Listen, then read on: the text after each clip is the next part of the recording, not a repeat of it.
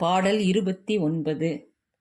சிற்றம் சிறுகாலே வந்துன்னைச் சேவித்து உன் பொற்றாமரை அடியேன் போற்றும் பொருள் கேளாய்.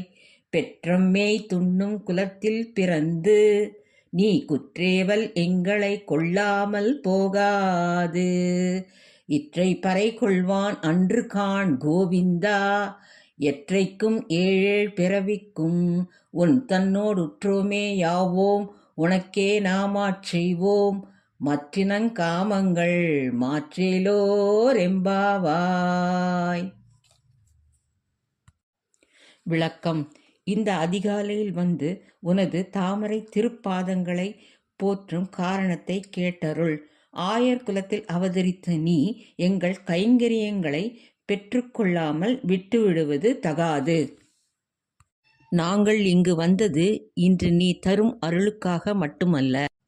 இன்றைக்கு இந்த பிறவியில் மட்டுமன்றி இனி வரும் ஏழேழ் பிறவிகளிலும் உன்னைத் தவிர வேறெவற்றையும் பெரிதாக எண்ணாதவர்களாக, உனக்கே ஆட்பட்டு உன் பணியையே செய்பவர்களாக நாங்கள் இருக்கும்படி அருள் புரிவாய்.